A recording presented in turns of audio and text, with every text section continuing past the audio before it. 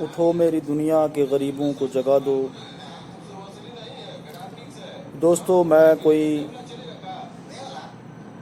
بہت بڑا سیاستدان نہیں، میرا کوئی سیاسی بیک گراؤنڈ نہیں، میں مزدور باپ کا بیٹا ہوں اور میں خود بھی ایک مزدور ہوں۔ میں نے پچھلے کئی دنوں سے کوئی ویڈیو اپلوڈ نہیں کی۔ اس کی وجہ یہ نہیں کہ میں ہار گیا، اس کی وجہ یہ ہے کہ میں تھک گیا۔ دوستو، آج میں سپریم کورٹ کے حوالے سے کچھ باتیں آپ تک پہنچانا چاہتا ہوں۔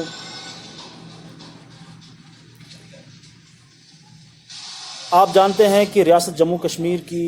ہر اسٹیٹ میں جتنی بھی پولیٹیکل پارٹیاں کام کر رہی ہیں، اسی اعتبار سے سپریم کورٹ میں بھی بہت ساری پولیٹیکل پارٹیاں اس ٹائم سرگرم ہیں۔ ہر پارٹی نے یہ دعویٰ کیا کہ آپ ہمیں ووٹ دیں، ہم آپ کا وکاس کریں گے، آپ ہمیں ووٹ دیں، ہم آپ کے اندھیرے کو روشنی میں تبدیل کریں گے، آپ ہمیں ووٹ دیں، ہم آپ کے بچوں کے مستقبل کو سنواریں گے،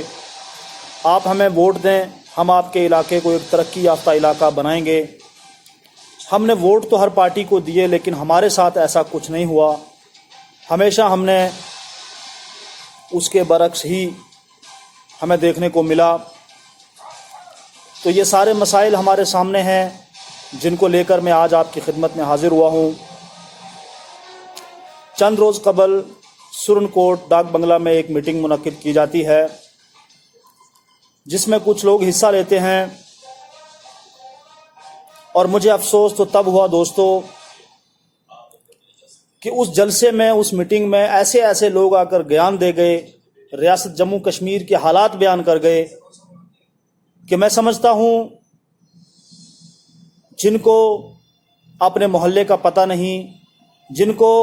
اپنی گلیوں کا پتہ نہیں، وہ آ کر ڈاک بنگلہ میں پرسوں ریاست کے حوالے سے کچھ باتیں کر گئے۔ میں اگر آج یہ ویڈیو بنا رہا ہوں، اس کا مقصد صرف یہی ہے، میرے کچھ سوالات ہیں ان تمام سیاسی لوگوں سے جو سپریم کورٹ میں سرگرم ہیں، اور وہ سرگرم عوام کے لیے نہیں بلکہ اپنی کرسیوں کے لیے ہیں۔ اس میں چاہے چودھری محمد اکرم صاحب ہوں، چاہے جناب سید مشتاق بخاری صاحب ہوں، چاہے جناب سید اقبال کاظمی صاحب ہوں، چاہے جناب اشفاق رانا صاحب ہوں،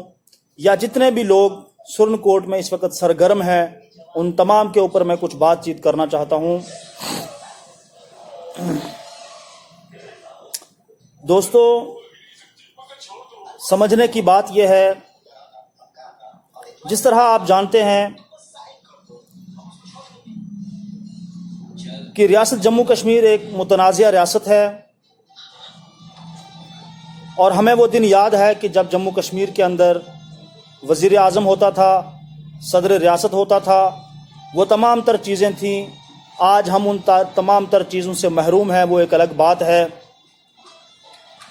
لیکن مجھے افسوس تب ہوتا ہے کہ جب ہمارے سیاستدان ہمیں گمراہ کر کے،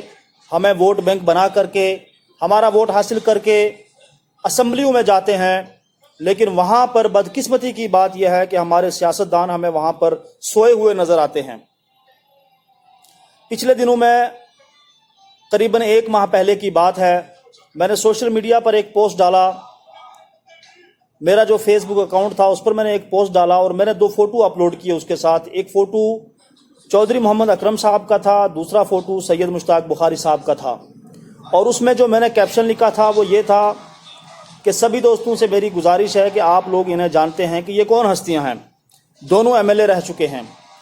تو میں نے اس میں سوال یہ کیا تھا کہ کوئی بھی شخص مجھے ان دونوں کی اسمبلی میں کوئی سپیچ دکھا دے۔ میں نے پورا یوٹیوب چھانا، گوگل چھانا، ہر طرح جہاں پر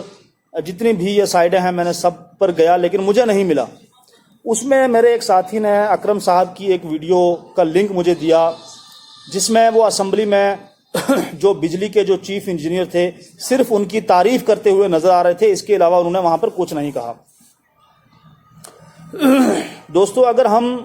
سوشل میڈیا کی بات کریں،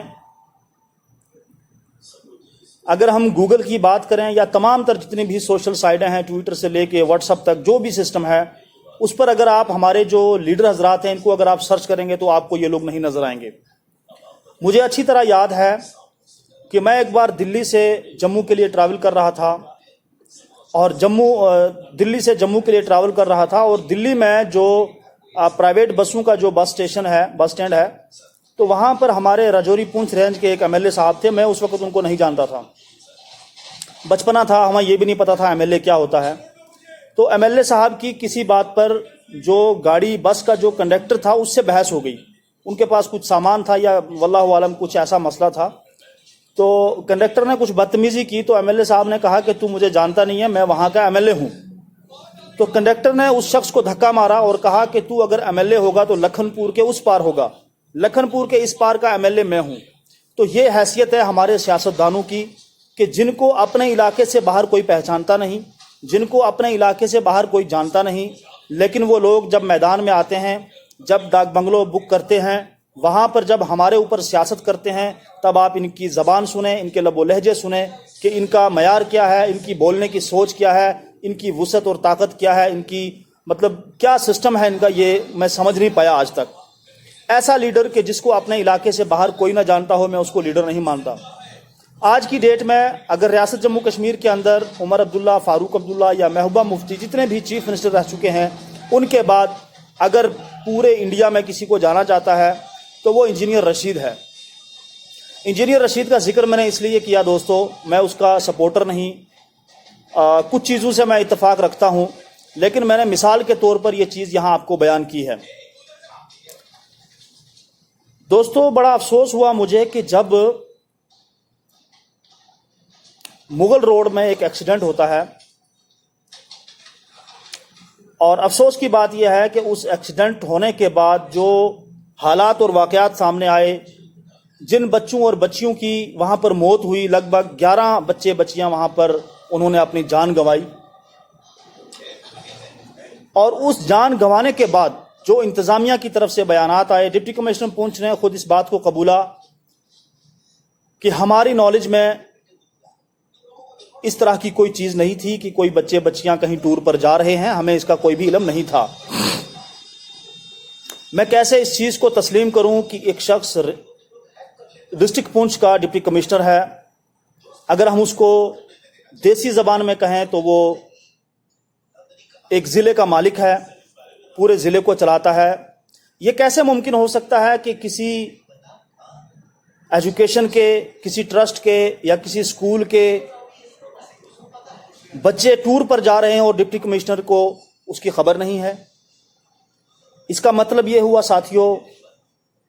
کہ ڈپٹی کمشنر صرف رشوت لینے میں مصروف ہے، سیاسی مدعوں میں مصروف ہے، عوام سے اس کو بھی کوئی مطلب نہیں ہے۔ اور میں یہ بھی مانتا ہوں کہ موت برحق ہے، کل نفس ذائقۃ الموت، ہر نفس کو موت کا ذائقہ چکھنا ہے۔ بہانہ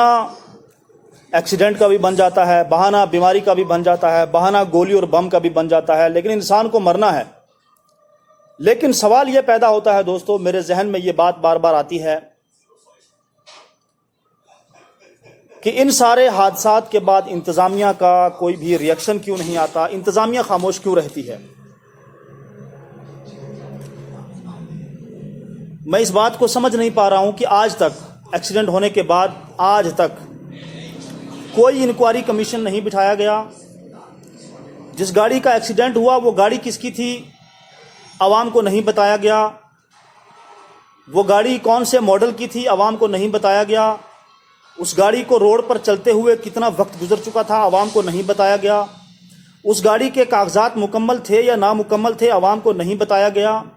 اس گاڑی کے ڈرائیور کے پاس لائسنس تھا یا نہیں تھا عوام کو نہیں بتایا گیا۔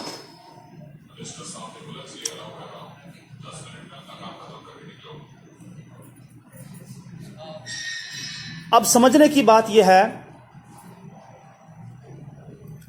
کہ آخر ان ساری چیزوں پر غور کون کرے گا؟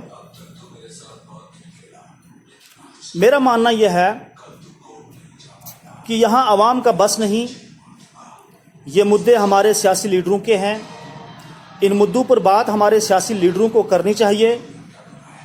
اور ہمارے سیاسی رہنماؤں کا یہ حق ہے، یہ فرض ہے،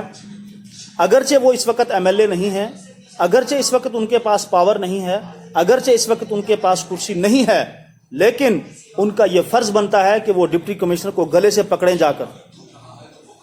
کہ بھائی بتاؤ آپ کیا کام کر رہے ہو۔ میں ایک بات بتاؤں دوستو آپ کو کہ جب کوئی شخص ایم ایل اے بنتا ہے اس کے پاس پاور ہوتی ہے، اس کے پاس پیسہ ہوتا ہے، اس کے پاس سی ڈی فنڈ ہوتا ہے، اس کے پاس تمام تر وہ سہولیات ہوتی ہیں، تب تو وہ کچھ بھی کر سکتا ہے۔ لیکن مزہ تب ہے کہ آپ کچھ بھی نہیں ہیں،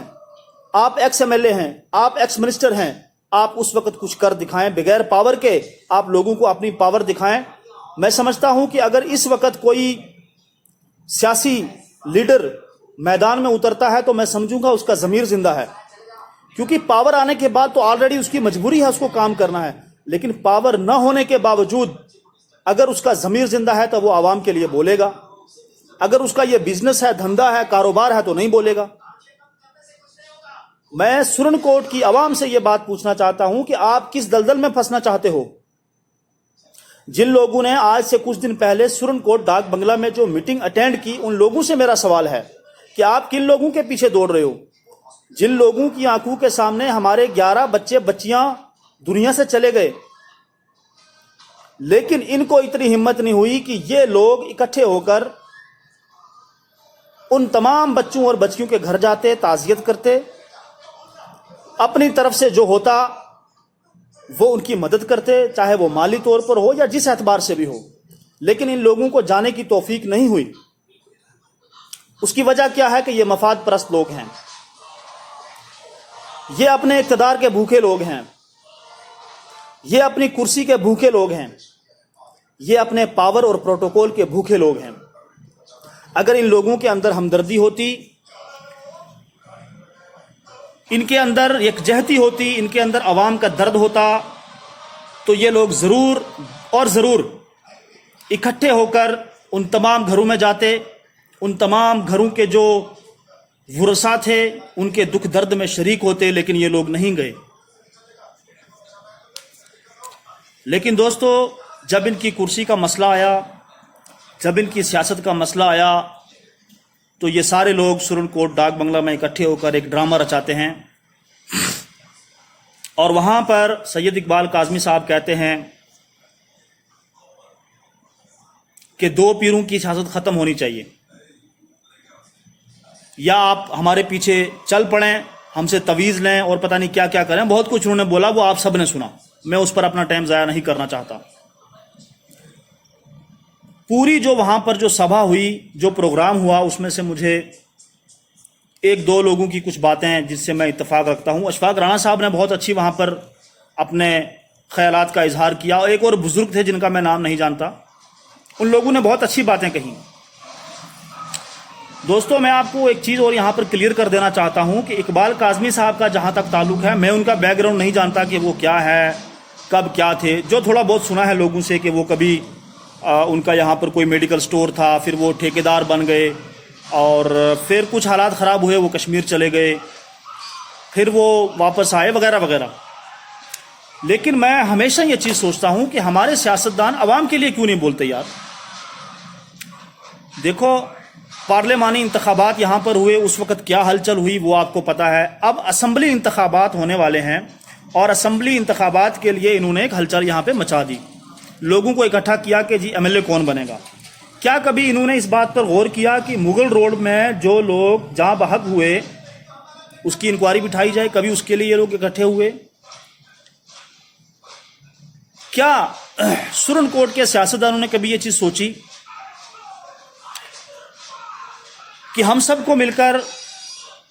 سرن کوٹ کے لوگوں کے کچھ جو بنیادی مسائل ہیں ان پر غور و فکر کرنی چاہیے؟ بنیادی مسائل کی مثال میں آپ کو یوں دوں کہ جیسے مغل روڈ میں حادثہ ہوا، حادثے کے بعد اگر ہمارے جو سیاستدان ہیں سرن کوٹ کے، اگر یہ چاہتے اور یہ چیز ان کے بس میں ہے، آپ مجھے بتائیں کہ کون سا ایسا سیاستدان ہے کہ جو 1 لاکھ روپیہ افورڈ نہیں کر سکتا؟ مثال کے طور پر، کل کو میں سیاسی میدان میں اترتا ہوں اور میں یہ طے کرتا ہوں کہ مجھے الیکشن لڑنا ہے، تو الیکشن لڑنے سے پہلے یا سیاسی میدان میں آنے سے پہلے مجھے اپنی جیب کو ٹائٹ کرنا پڑے گا. کیوں؟ میں جانتا ہوں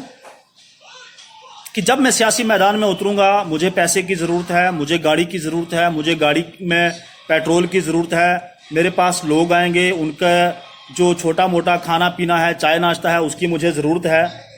تو یہ ساری چیزیں انسان لے کر چلتا ہے. مغل روڈ حادثے کے بعد اگر یہ سیاستدان چاہتے, اگر ان کے اندر ضمیر زندہ ہوتا, اگر یہ عوام کی خدمت کرنا چاہتے, تو یہ سارے سیاستدان مل کر اگر زیادہ نہ کر سکتے کم سے کم سرن کوٹ کی غریب عوام کو ایک ایمبولینس اپنی جیب سے نہیں دے سکتے تھے؟ بھائیوں, میں آپ کو ایک چیز یہاں پر بتانا چاہتا ہوں کہ ریاست کے اندر کسی بھی ضلع کی اگر ہم بات کریں, اگر کسی امیر شخص کے گھر میں کوئی اللہ نہ کرے کوئی آفت آتی ہے, کوئی مصیبت آتی ہے, کوئی طوفانی آفت آتی ہے, کوئی حادثہ ہوتا ہے, تو اس کے پاس 100 طرح کے وسائل ہیں. اس کے پاس اپنی گاڑی ہوتی ہے, اس کے پاس منسٹروں کے نمبر ہوتے ہیں, اس کے پاس پولیس کے اعلیٰ ادھیکاریوں کے نمبر ہوتے ہیں, اس کی اپنی برادری بہت بڑی ہوتی ہے, اس کے پاس بہت بڑے وسائل ہوتے ہیں, اس کے پاس دنیا کی ہر سہولت موجود ہوتی ہے. وہ کیا کرتا ہے؟ اپنی ان تمام چیزوں کا استعمال کر کے اچھی سے اچھی ایمبولینس منگا لیتا ہے, ایئر لفٹ ایمبولینس منگا لیتا ہے, اور اپنے اس مصیبت زدہ انسان کو, بھائی کو, بچے کو, بیٹی کو, ماں کو, جو بھی ہے, اس کو وہ فوراً جموں پہنچا سکتا ہے, دلی چنڈی گڑھ پہنچا سکتا ہے. لیکن آپ مجھے بتائیں کہ سرن کوٹ کے اندر جو غریب عوام ہے, جس کے پاس ایک وقت کی روٹی بھی مشکل ہے, اس کے ساتھ اگر کوئی حادثہ ہوتا ہے تو وہ کس کی ماں کو روئے گا؟ وہ کس کی ماں کو ماسی کہے گا؟ وہ کہاں جائے گا؟ میں آپ کو ایک بات بتاؤں کہ ہمارے یہاں پر بالخصوص جو گاؤں دیہات کے لوگوں کی زندگی ہے, آپ یقین جانیں میری بات کا, کیونکہ میں خود ایک دیہاتی شخص ہوں, میرا دیہات سے تعلق ہے, میری پیدائش ایک دیہات میں ہوئی ہے, تو میں یہ ساری چیزوں سے واقف ہوں, ان حالات سے ہم گزرے ہوئے ہیں. گاؤں دیہات میں اکثر کیا ہوتا ہے کہ جب بھی کوئی آفت مصیبت آتی ہے تو ہماری جیب میں پیسہ کیش نہیں ہوتا, کیونکہ ہمارے لوگوں کی جو زندگیاں ہیں وہ اپنے کھیتوں پر, اپنی زمینوں پر منحصر ہیں. ہمیں وہاں سے امید ہوتی ہے کہ ہماری فصل اگے گی, ہم اس کو بیچ کے پیسہ اکٹھا کریں گے, بر وقت ہمارے پاس کیش نہیں ہوتا. تو ہم اگر اس دوران ہمارے یہاں کوئی بیمار ہو جاتا ہے, کچھ بھی مصیبت آتی ہے, تو ہم کیا کرتے ہیں وہ ہم جانتے ہیں کہ ہمیں کس طرح جو بڑے لوگ ہیں ان کی منت سماج کرنی پڑتی ہے, ان سے جناب قرضہ لینا پڑتا ہے, پھر ان کی اڑیاں ماننی پڑتی ہیں. کوئی کہتا ہے جی اسو میں میرے یہاں گھاس کاٹنی ہے, کوئی کہتا ہے جی میرے یہاں مکی گوڈی کرنی ہے, کوئی کہتا ہے جی میرے یہاں یہ کام کرنا ہے. تو یہ ساری چیزیں, یہ اڑیاں ان کی مان کر ہم ان سے پیسہ لیتے ہیں اور اپنے مریض کا علاج کراتے ہیں. پھر ہم جب بازار پہنچتے ہیں, تو ہم جب ہاسپٹل میں جاتے ہیں تو ہمیں ڈاکٹر نہیں ملتا. اگر ہمارے یہاں پر کوئی بھی عورت, ماں, بہن, بیٹی, بچی کسی کی بھی ہو, وہ جب پریگننٹ ہوتی ہے, ہم اس کو ہاسپٹل لے کر جاتے ہیں تو وہاں پر لیڈیز ڈاکٹر نہیں ملتی. سرن کوٹ اگر ہم لے کر جائیں تو اس کو پونچھ ریفر کیا جاتا ہے, پونچھ لے کر جائیں تو جموں ریفر کیا جاتا ہے. وہ نالائق انسانوں, اگر آپ نے اس کو جموں ہی بھیجنا ہے تو سرن کوٹ سے بھیج دو نا, وایا پونچھ کیوں بھیجتے ہو آپ؟ سرن کوٹ والے بولتے ہیں پونچھ جاؤ, پونچھ والے بولتے ہیں جموں جاؤ. ابھی 1 ہفتے پہلے کی بات ہے کہ مڑا سے ایک فیملی آتی ہے رات کو 12-1 بجے, سرن کوٹ ہاسپٹل میں جاتے ہیں, اور ان کی جو عورت تھی ساتھ میں, بچی تھی, وہ پریگننٹ تھی, اور وہاں پر لیڈیز ڈاکٹر موجود نہیں ہے. تو اسے کہا گیا جی آپ ان کو پونچھ لے کر جائیں, اور ہوا یہ کہ اس پیشنٹ کو پونچھ پہنچاتے پہنچاتے اس بچے کی موت ہو گئی, وہ بچہ نہیں بچ سکا. اور اس کے بعد وہاں کی جو حالات تھے وہ سوشل میڈیا پر وائرل ہوئے, اور ان جو ملازمین تھے اس کو سسپینڈ کیا گیا. میں سمجھتا ہوں کہ سسپینڈ کوئی سزا نہیں ہے. بہرحال وہ ایک الگ مدعا تھا, میں مثال کے طور پر آپ کو بیان کیا. میرے کہنے کا مقصد یہ ہے ساتھیوں, میں کبھی کبھی جب سوچتا ہوں مجھے بڑا افسوس ہوتا ہے, اور میں آج یہ چیزیں سرن کوٹ کے جو باشعور باغیور لوگ ہیں, نوجوان ہیں, میری مائیں بہنیں ہیں, تمام دوست احباب ہیں, ان کے حوالے, ان کی نظر یہ میری باتیں ہیں آج. اگر ان کو پسند آئیں تو وہ اس کو شیئر بھی کر سکتے ہیں. میں اپنے نوجوانوں سے پوچھنا چاہتا ہوں کہ آپ لوگ کب تک ان لوگوں کے پیچھے گھومتے رہو گے, ان سیاستدانوں کے پیچھے کہ جو کبھی ایک پارٹی میں ہوتے ہیں, کبھی دوسری پارٹی میں ہوتے ہیں, مفاد کے لیے. میں آپ کو بتاؤں کہ ہماری سرن کوٹ کی اگر ہم بات کریں تو سرن کوٹ کی لیڈرشپ میں میکسیمم جو ہیں وہ ٹھیکیدار ہیں جو پارٹیوں کو چلاتے ہیں. میں آپ کو مثال دے دوں کہ نیشنل کانفرنس کے اندر کچھ ایسے لوگ تھے، میں نام کسی کا نہیں لینا چاہتا، کہ جب مشتاق بخاری صاحب ایم ایل اے تھے، ایم ایل اے رہے، تو انہوں نے بڑا اچھا وقت ان کے ساتھ گزارا، اپنی کوٹھیاں بنائیں، ٹھیکیدار بن گئے، مشینری خریدی، بہت کچھ کیا، سرمایہ بنایا، شہرت حاصل کی۔ جب سید مشتاق بخاری صاحب ایم ایل اے نہ بن سکے، 2 بار وہ ہار گئے، اس کے بعد انہی لوگوں نے دوسرے سٹیج سنبھال لیے اور وہاں سے جا کر وہ زندہ باد کے نعرے لگانے لگے، وہ کسی بھی پارٹی میں گئے ہوں۔ تو نوجوانوں سے میری یہ گزارش ہے کہ ان سارے حالات سے آپ کب تک جھوجتے رہیں گے؟ آپ کب تک یہ نعرے لگاتے رہیں گے کہ مشتاق بخاری زندہ باد، چودھری اکرم صاحب زندہ باد، فلانا صاحب زندہ باد، لیکن حقیقت کو کوئی جاننے کی کوشش نہیں کر رہا دوستو۔ حقیقت کیا ہے؟ حقیقت یہ ہے کہ ہم سب کے ہاتھ خالی ہیں، حقیقت یہ ہے کہ ہم سب پانی سے محروم ہیں، حقیقت یہ ہے کہ ہم سب بجلی سے محروم ہیں، حقیقت یہ ہے کہ ہم سب سڑکوں سے محروم ہیں، حقیقت یہ ہے کہ ہم سب اسکولوں سے محروم ہیں، حقیقت یہ ہے کہ ہم سب ایجوکیشن سے محروم ہیں، حقیقت یہ ہے کہ ہمارے ضلع پونچھ کے اندر، تحصیل سرن کوٹ کے اندر ایجوکیشن کا جنازہ نکلا ہوا ہے۔ کہیں پر اسکول ہے تو اساتذہ نہیں ہیں، کہیں پر اساتذہ ہیں تو اسکول نہیں ہیں۔ مجھے اچھی طرح یاد ہے دوستوں، میں بہت چھوٹا سا تھا اور میں دلی جا رہا تھا پڑھائی کے سلسلے میں، اور آنا جانا لگا رہتا تھا، اور مجھے سرن کوٹ میں ایک یہ پوٹھا کے پاس ایک جگہ ہے ترپڑا والی کسی، نام بھی آپ دیکھ لیں ہمارے علاقے کے نام بھی کیسے ہیں۔ تو اس کسی کی جو حالت اس وقت تھی وہی آج بھی ہے، یا پھر پوٹھا میں جو ایک فیول سٹیشن ہے، پیٹرول پمپ جو ہے، اس کے پاس کی جو سڑک کا ایک حصہ ہے، اس کو آپ کبھی غور کریں، اس کی جو حالت اس وقت تھی وہی آج بھی ہے۔ اسی طرح دھندک کے مقام پر ایک جگہ ہے، اس کی حالت اس وقت جو تھی وہی آج بھی ہے۔ مطلب جتنی بھی ہماری جو روڈوں کی خستہ حالی تھی جو اس وقت تھی میرے بچپن میں، وہی آج بھی ہے۔ تو میں اپنے آپ سے بھی یہ بات پوچھتا ہوں، نوجوانوں سے بھی پوچھتا ہوں کہ آخر ہم نعرے کس بات کے لگاتے ہیں؟ یقین جانیں، میں یقین سے یہ بات کہہ سکتا ہوں کہ میرے جو نوجوان دوست ہیں، انہیں تالیاں بجاتے بجاتے ان لیڈروں کے پیچھے ان کی ہتھیلیوں پر نشان پڑے ہوں گے، ضرور پڑے ہوں گے، لیکن ہمارے حالات نہیں بدلے۔ آئے دن سیاست کو لے کر سرن کوٹ میں کوئی نہ کوئی وبال ہوتا ہے۔ کبھی یہ نعرہ لگتا ہے کہ گجر خطرے میں ہے، اور کبھی یہ نعرہ لگتا ہے کہ پہاڑی دوستوں، میں 2-4 چیزیں جو میرے ذہن سے نکل گئی تھی، جو میں سوچ کر بیٹھا تھا، ان چیزوں کا میں دوبارہ ذکر کرنا چاہتا ہوں کہ میں نے اپنی پوری ویڈیو کے اندر ان لوگوں کو مفاد پرست کیوں کہا۔ آپ کو یاد ہوگا کہ میرے آبائی گاؤں ہاڑی کے اندر کچھ ایسے مظلوم لوگ تھے جو بہت ہی غریب اور مزدور طبقہ سے تعلق رکھتے ہیں، اور یہاں کی انتظامیہ نے اور کچھ سیاسی سرپسندوں نے ان کے جو راشن کارڈ تھے بی پی ایل سے نکال کر ان کو اے پی ایل میں ڈال دیا۔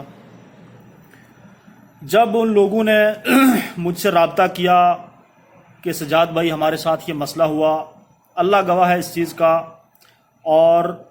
انسانی مخلوق میں سے محمود خواجہ صاحب اس چیز کے گواہ ہیں، آپ ان کو پوچھ لیں۔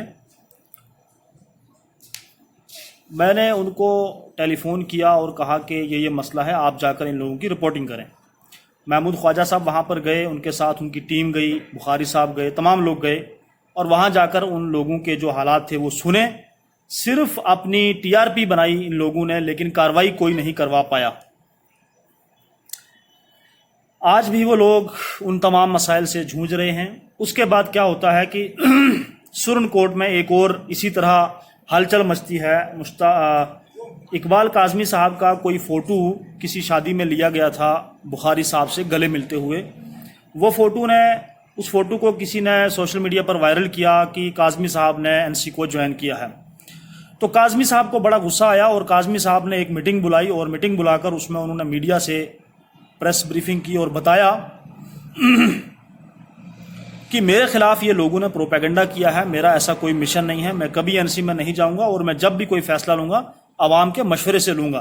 कहने का मकसद ये है कि जब अपनी बात आई, अपना फोटो वायरल हुआ तो फौरन ज़मीर जाग गया और प्रेस कॉन्फ्रेंस बुला ली, लेकिन जब आवाम का मसला होता है तो कोई प्रेस कॉन्फ्रेंस नहीं बुलाता।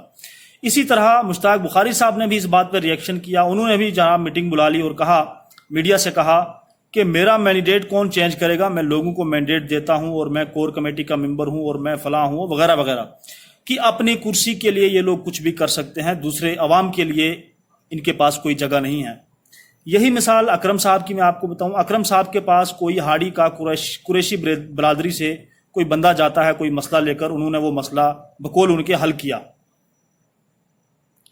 लेकिन उसके बाद अकरम साहब ने बारहा अपनी हर मीटिंग में, हर जलसे में, हर इंटरव्यू में इस बात को दोहराया कि मैंने पहाड़ी एक बंदा आया था उसका काम किया। मकसद क्या है, आप क्या कहना चाहते हैं? आपने अगर कोई काम किया तो एहसान नहीं किया, आपकी जिम्मेदारी थी, लेकिन उस काम की बिना पर आप सियासत कर रहे हैं और उस आदमी को हर जगह, हर जलसे और हर आवाम के मीटिंग में आप जलील कर रहे हैं। ये चीज़ें मुझे जब नज़र आती हैं दुख होता है, इसीलिए मैं इन लोगों को मफाद परस्त कहता हूँ। कभी ये नारा लगता है कि पीर एमएलए बन जाएगा, कभी ये नारा लगता है कि राजपूत एमएलए बन जाएगा। इन सारी चीज़ों पर हमेशा बवाल होता है, लेकिन अवाम किन मसाइल से दो चार है इस पर कभी बात नहीं होती। पिछले दिनों में हमारे सुरन कोर्ट के एक सीनियर सहाफ़ी महमूद ख्वाजा साहब ने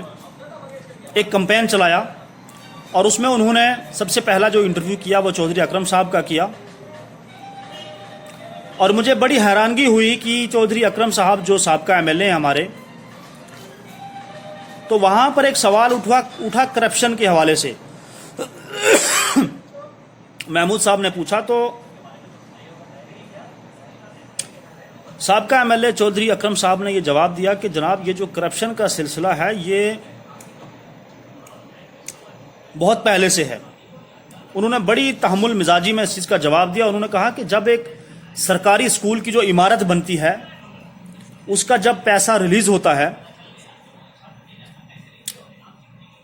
जो एजुकेशन सीईओ है वहाँ से लेकर जेडीओ से लेकर और जितने भी तमाम जो आला अधिकारी हैं वहाँ से उनकी जो कमीशन है वो कटना शुरू होती है और लास्ट में वो ठेकेदार के पास पहुँचती है। तो आप मुझे बताएं कि फिर इमारत जो है वो कितनी मजबूत बनेगी। दोस्तों, ये चीज़ अकरम साहब की ये बात हमारे पास बहुत बड़ा एक सबूत है कि कहीं ना कहीं एमएलए की नॉलेज में ये सारे काम हो रहे थे और वो खामोश थे। इसका मतलब कि हिस्सा वहाँ भी जा रहा था। मैं खुल के ये बात क्यों ना कहूँ, मैं क्यों मिसालों के पीछे घूमूं? इसका साफ तौर पर मतलब यह है कि हिस्सा वहां भी जा रहा था, तभी जबान बंद थी, वरना लब कुशाई की जाती, लेकिन नहीं की, क्योंकि माल आ रहा है। मेरे भाइयों और दोस्तों,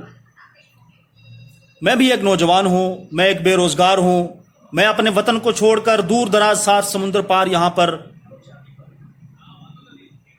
50 से ऊपर डिग्री यहां पर गर्मी होती है, मैं उस पर यहां काम कर रहा हूं, मजदूरी कर रहा हूं, मेहनत मुशक्कत कर रहा हूं,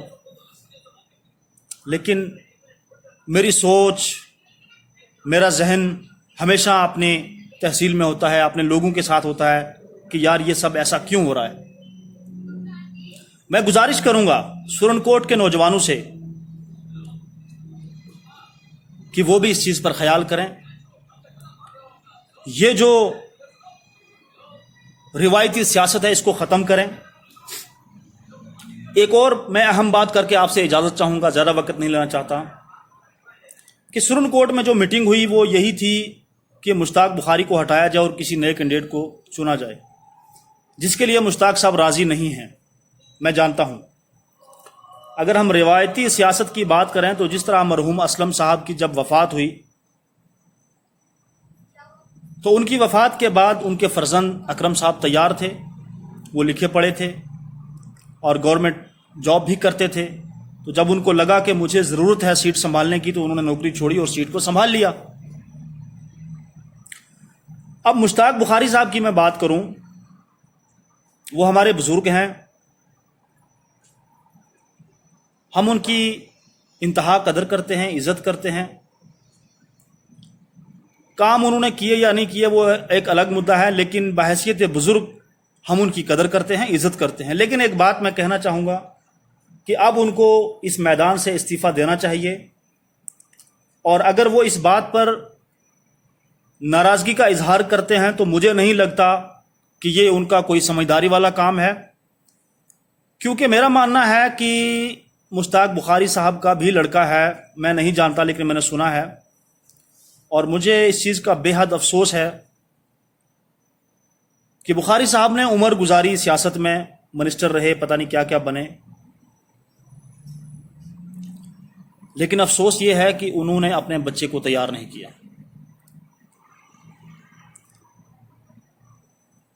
تیار سے میری مراد، میں یہ نہیں کہتا کہ ان کا بچہ جاہل ہے، وہ اچھا لکھا پڑھا ہوگا، میں تو ایک انگوٹھا چھاپ انسان ہوں، میں نے سنا ہے وہ وکیل ہے، لیکن وہ سیاست کے لیے انہوں نے اس کو تیار نہیں کیا کہ آج اگر بخاری صاحب پر لوگ انگلی اٹھا رہے ہیں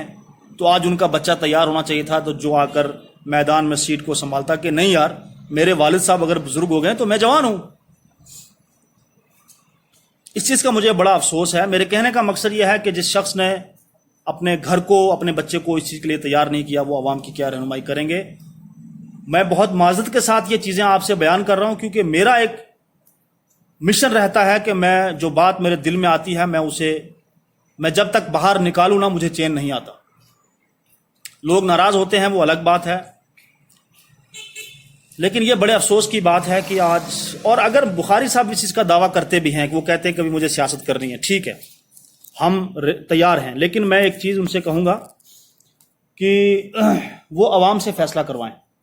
دیکھیے، ووٹ عوام نے دینے ہیں نا۔ ایک مشتاق بخاری صاحب اگر ووٹ ڈالیں اپنے آپ کو، یا ان کا بچہ ڈالے، یا ان کی فیملی ڈالے، تو وہ جیتنے والے نہیں ہیں، ووٹ عوام نے ڈالنا ہے۔ آپ ایک کام کریں، سیدھی سی بات ہے، 100 سنار کی ایک لوہار کی، آپ اپنے بچے کو کسی سٹیج پہ کھڑا کریں اور اسے کہیں کہ بیٹا 1 گھنٹے کی تقریر کرو، سپریم کورٹ کے حالات و واقعات بیان کرو، یا ریاست کے حالات و ریاست کو چھوڑیں جی، آپ تحصیل کی بات کریں، تحصیل کے حالات و واقعات بیان کریں، اور اس کے مقابلے میں کوئی دوسرا بندہ کھڑا ہو جائے، آپ مجھے کھڑا کر دیں یا کسی اور نوجوان کو کھڑا کر دیں، عوام فیصلہ کر دے کہ کون کیا ہے۔ اس لیے میں، بخاری صاحب بزرگ ہیں، میری ان سے یہ اپیل ہے کہ آپ میدان میں اتریں اور کسی نوجوان کے سر پر ہاتھ رکھیں اور اس کو آگے کریں،